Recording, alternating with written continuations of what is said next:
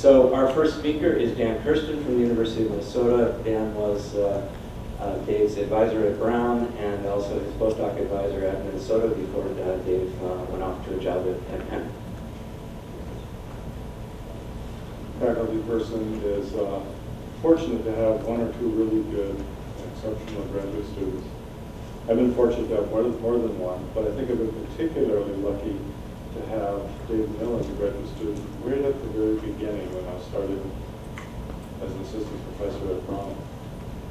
Yeah, I didn't take my computer here.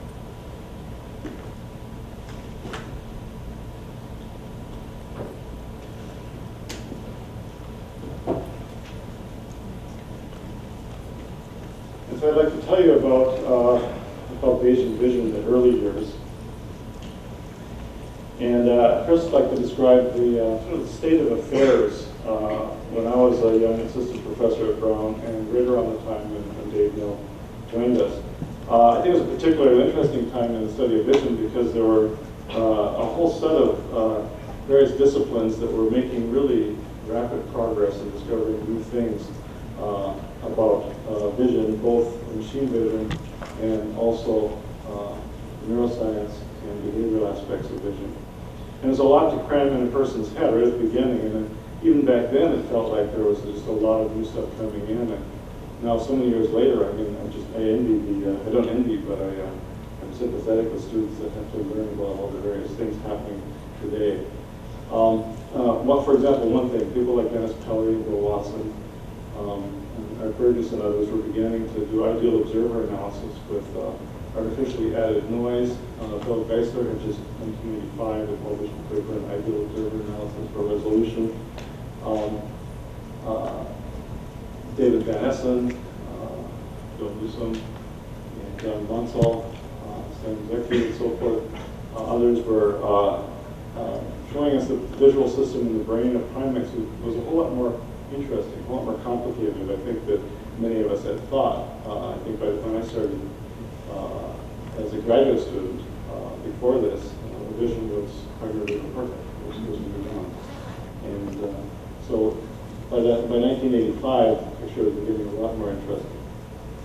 This was also the period of the rebirth of artificial neural networks and connectionism.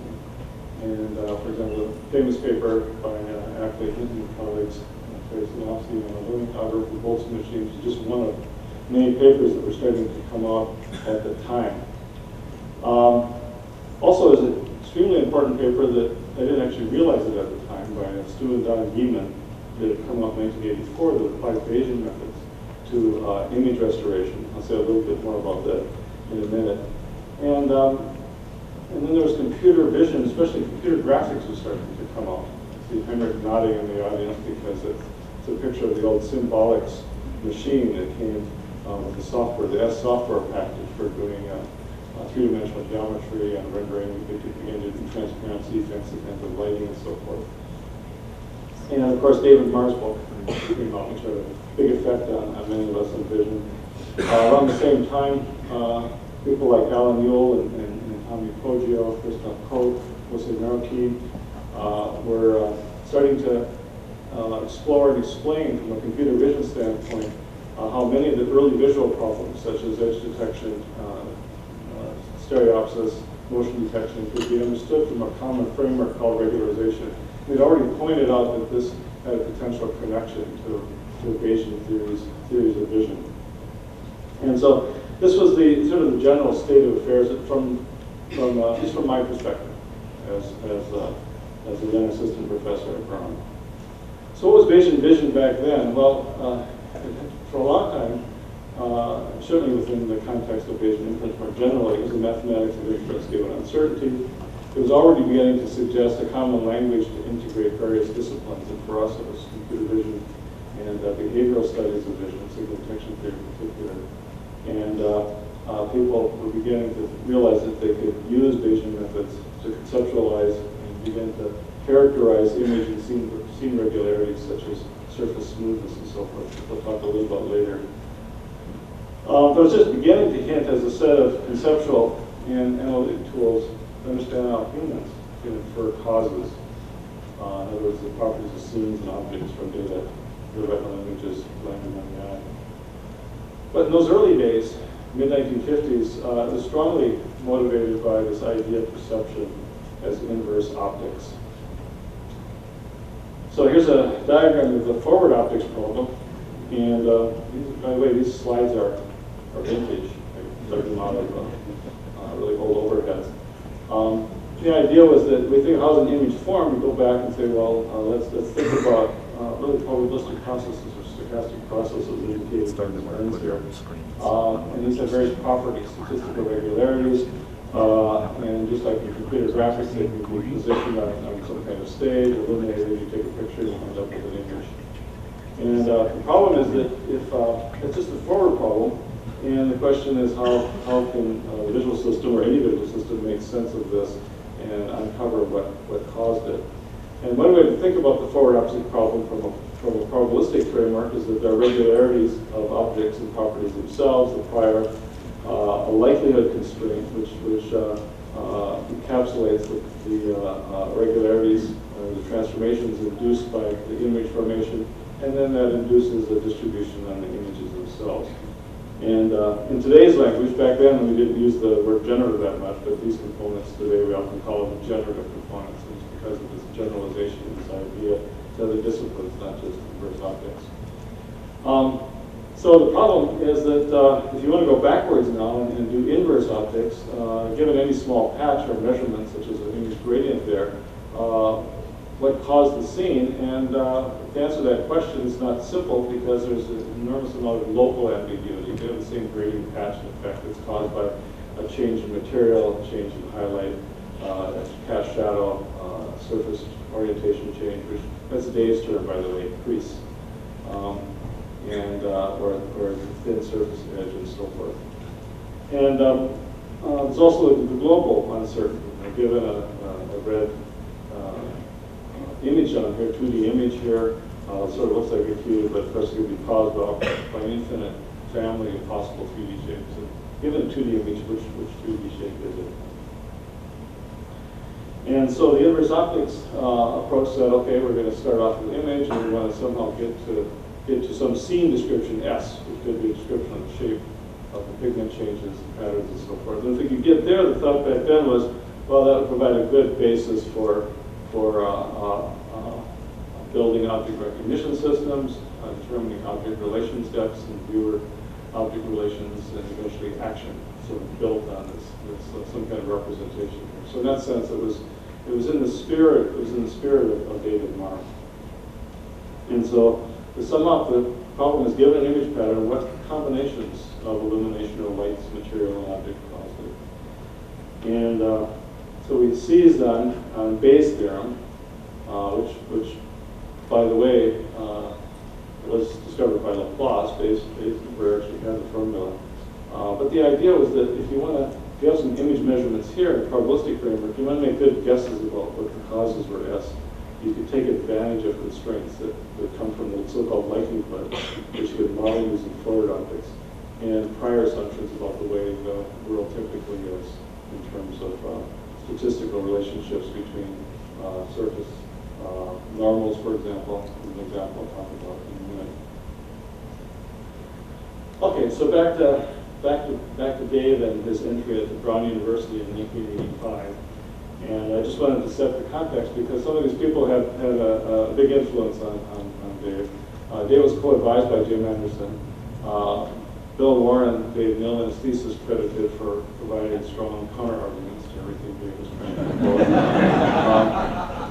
And then Heinrich Bolthoff came towards the latter part. In fact, I think Dave was a TA in your class at Brown. But here's some faces maybe less familiar to you, and one reason I wanted to point these out is these were faculty at Brown, and I think these were particularly fortuitous that both Dave and I were at Brown at the same time when Dave Cooper was there, who actually wrote, I think, one of the first Bayesian estimation of 3D shape papers that I have found. It was way back in the mid-90s. He had a machine learning, textured machine learning paper, not cited much, probably ahead of his time. Stu Gehman, highly cited. He's got one of the most, last I checked, 18,000 citation for a paper he wrote in 1984, which had a big impact on us. Ulf Grunander had a big impact on David Mumford, who was a mathematician who eventually turned to visual neuroscience, and was a big inspiration to David Mumford. And then Andy Van Dam was an important character, even though we never worked directly with him. We did work in his lab because he had state-of-the-art 3D graphics. He started SIGGRAPH, and was one of the authors of the famous Foley and Van Dam book. I also wanted to mention Dave's cohorts at the time. Alice O'Toole was a graduate student, Margaret Serino, and Zali Liu. And this is a rather older picture. I forgot the right one, but Mike. He's now a neurologist, I think that's right. But he was going to be Dave's brother-in-law, and he interacted with Dave quite a bit, and mentions Mike Brosnan in his thesis. So I want to give you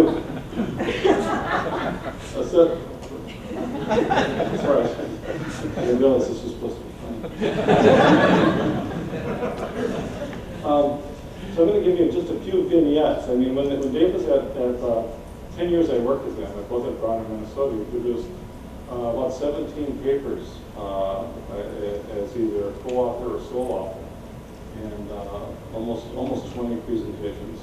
And so this was a bit intimidating when I sat down and tried to boil this all down, and you give me 20 minutes here, and I won't get through everything. But I wanted to give you a few vignettes. When Dave started off, I think every once in a while, a graduate student comes along that I think of as good glue that brings two different perspectives, two different disciplines together. And that's why I saw Dave, I described Dave as student glue here. What happened, Jim Anderson was well known for his work in neural networks, and connectionism was all the rage back then. And so we had this idea, and this was also work done with Alice O'Toole, and Margaret Serino. But I'm going to focus just on the shape for shading factor Dave Knill did. And so the problem was, given a shaded image like this, it's not just a pattern of intensities. In fact, we did some experiments where you can assess what perceived shape, what's the orientation of various patches on these surfaces. The question is, how could a visual system, and this is the theory at this point, how could a visual system go from a pattern like this to perceiving geometry?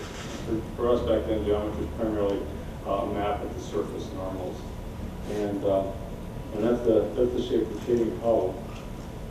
And from a Bayesian perspective, imagine setting it up again. Somehow you come up with this posterior probability, and you take advantage of some model of image formation. Some surfaces are inversion, and you only have a single light source, fixed view, and so forth. But then you need some kind of prior assumptions on the surfaces, because you don't have, actually, this is an under-constrained problem. This has been pointed out by Tommy Kojo's group, for example. Well, one of the interesting things that we decided to do back then was say, okay, well, let's exploit this generative view, this idea that you can, if you have a model that allows you to make images, maybe you can do something with it. And in a way, I think this study foreshadowed things that we haven't seen fully come to fruit yet, but I think we will.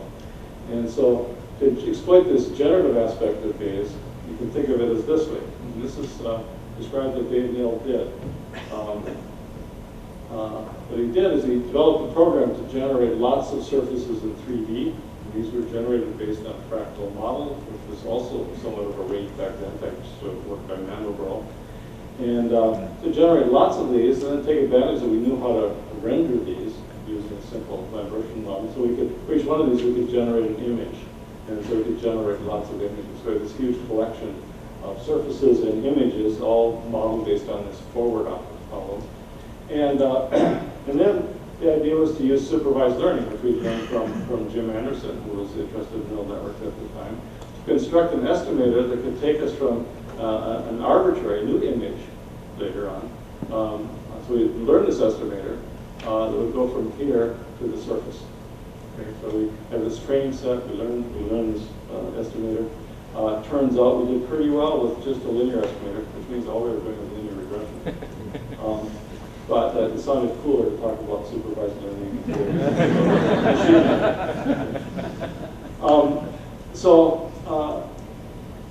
This is is an example of result. It actually did fairly well with novel images of fractal surfaces. It did do a pretty good job rendering, and there were certain ambiguities that were left over. In fact, we talked about what we call the surface metamers, because you'd end up with a fairly large family of surfaces that were all consistent with the same shading.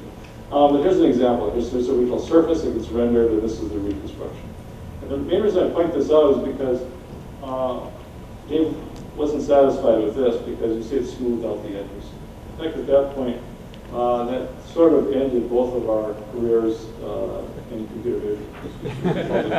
Computer vision, we thought, well, maybe there is something more interesting that we need to take a look at. So it's an interesting method, but it wasn't fair to take this forward. It said nothing per se about human vision. It just said that there's regularities that can be exploited. Turns out those filters, by the way, did look sort of like spatial filters. You might see in V1 and V2, or V1 rather, but we didn't really believe that V1 was estimating surface numbers. But anyway, so the point is perhaps there are bigger issues. And the causes of image patterns, in fact, we know are more complicated. The discontinuities are important, contours are important. All these themes begin to show up later in Dave's work. I'd like to show you the next thing that we did that led from this. And this, the problem of lightness perception, lightness interpreted as reflectance estimation. And my subtitle on this is Dave the Precocious Experimentalist and Closer. And this is closer in the sense of baseball, which I think Dave liked. A decade and a half earlier, Edward Land and John McCann had produced an illusion that was related in sort of a version of an older illusion who became very good vision O'Brien. We have two patches that are identical, but if you put them side by side, you get this nice lightness illusion where this looks darker, the left one looks darker than the right. And it's just a plot down below of what you might expect the luminance pattern to be if you ran a photometer across this pattern here. And at the time, there were a number of papers that had tried to explain this. David Marr himself had a paper on this. I hope I did some more review on this. Is this mechanistic view that said, okay, let's take what we know about neural filters and try to explain this brightness illusion. What Land and McCann pointed out was that you can also take a different perspective on this and ask, what are the causes in the world that might give rise to these kinds of patterns? And Land and McCann said, well, you could get gradients of intensity or luminance like this if you've got a sharp change in reflectance from a white paper to a darker gray paper, for example. I reverse this from the slide. Together with some gradient of illumination. These two together, this is your generative model going this way, like that. And they said, well, maybe that's a way we can begin to think about it, which suggests that maybe the visual system to us then was assuming certain kinds of fires on the way reflectance patterns are in the world. The surfaces tend to be, their reflectances tend to be constant for a while and then abruptly change, and then it's a new reflectance. So the dark gray and then suddenly light gray and so forth. The illuminations, except for sharp shadows, are spatially smooth. So I thought it was interesting when I was going through my old slides. This is a picture of Dave in my office, and it was interesting that if you look on the blackboard there, you can actually see the ill-posed regularization approach that connects to Bayes for this lightness estimation solution. And so we have, that's the generative, that's sort of the likelihood term there, and there's the prior that says reflectances should be close to each other. And this had to do with edges. But we really didn't pursue that much further because the more we thought about it, we thought, well, once you take this causal view, there are other ways in which you can get gradients in the world. And in particular, you can get gradients if you happen to have, rather than this column on the left, if you have some kind of smoothly varying illumination and you actually have a change in shape, but a constant reflectance rather than a change in reflectance. And this kind of generative model here would say, well, that gradient shouldn't look right on the left and dark on the right. Instead, they should look about the same because lightness, of course, is this correlate of reflectance. So that's the idea. So what do? This is a recreation of my office desk in 1985 that I just did a few weeks ago. We got out some pieces of paper and we thought, well, let's make a cylinder and let's fill it with some lights and let's try to get this effect really exists. And so we had some paper cylinders there, and cut out a little aperture, so there's a cutout here. You can't see it, so you're actually looking through a hole here at these two cylinders. And we kept fiddling with it, and eventually we got something like, hey, this, you know, it sort of looks like it. You know, it looks like we're getting this lightness effect to go away. And so we were excited about it, so I went next door, and there was a senior professor next door, and said, come and take a look at the video thing. And so he came in, I remember he looked through our aperture. And I don't think I'd ever heard this word before. But he actually said harumph. And you know, if you look it up in the dictionary, it's an expression of disdain, belief, protest, refusal, or dismissal. So frankly, at this point, I was rather discouraged. I thought, well, let's go on to the next project. Well, here's Dave's response. Dave said, well, let's do it properly. And we use 3D graphics. Back then, by the way, 3D graphics meant you went and wrote a 3D program in C. What Dave did. And let's do a proper psychophysical experiment with an indirect matching task, taking advantage of a paper that I believe Dave dug out. I didn't remember it by Gary Aaron. And the rest is history. This appeared in Nature in some years later, in 1881. This work was done in the 1980s when we were still at prom. And of course, this day and age, you know, with any graphics programs, we put together a demo, so the gradients on the left and right here are the same. And if we cover the contours, you can see they look the same. If we cover, as Edward Land and John McCandon cover the boundaries, you can see that they all look like they're uniform surfaces, even though they're all gradients. Okay, the third and final vignette I want to tell you about is 1988, and subtitled this, Dave Goes Soul. Remember, he'd only been in my lab for a few years. Okay? And he's still a graduate student. And even though his dad was a mathematician, I felt, Dave said, you know, I don't know enough about geometry. And I said, oh, there's this great book by Hilbert and Kohn-Vossen on geometry and imagination. There's not many equations, very few. It's really a book about trying to visualize and think about geometry from an intuitive, qualitative perspective. So I said, take a look at the book. I think I'd only ever just sort of flip through one or two things. Well, over the next few years, I didn't count them. Dave took his new learning in geometry and did a whole set of experiments, did a whole set of analyses, which had some ideal observer analyses of constraints.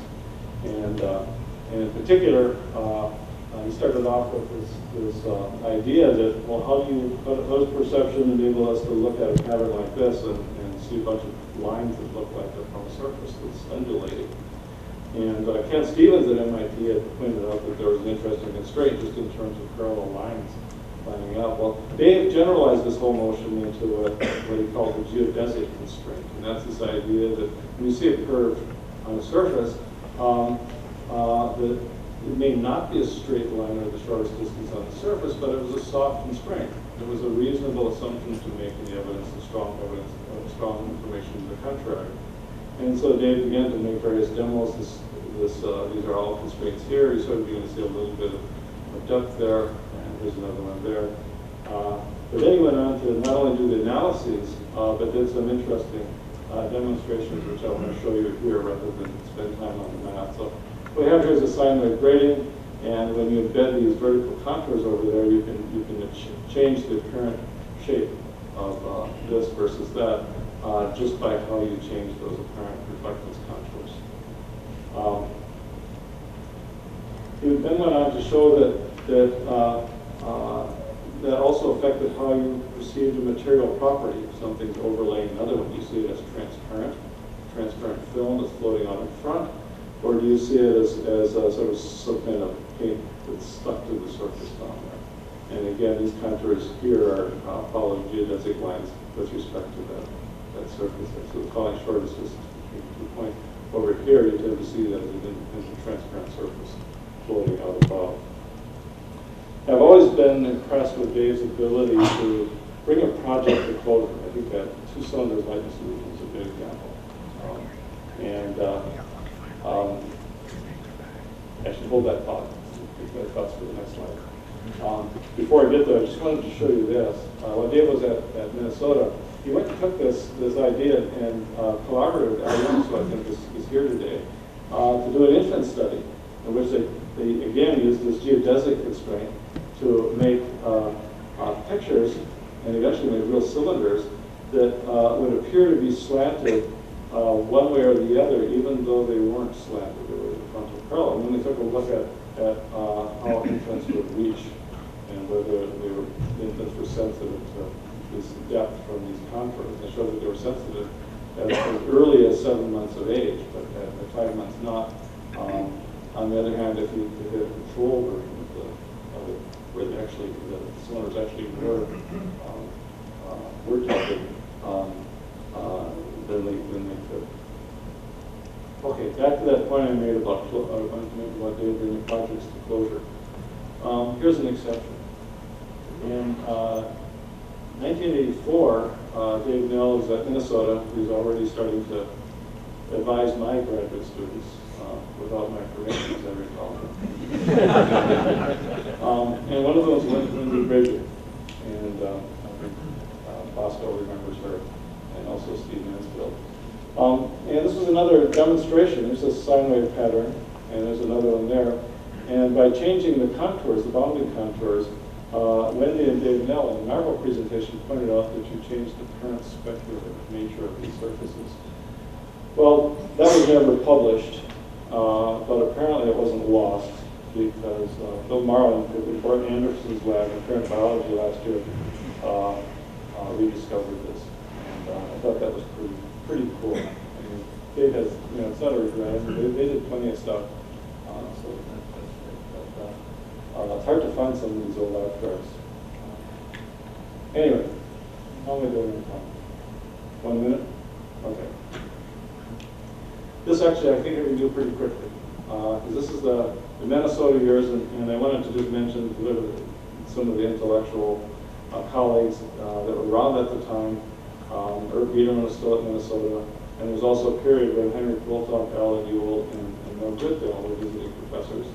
And so it was a very seminal time again, sort of phase 2 in Dave's life. And I wanted to mention a few things, and I'll go through these very quickly. One is subtitle here, actually the title, it's Dave the Seer.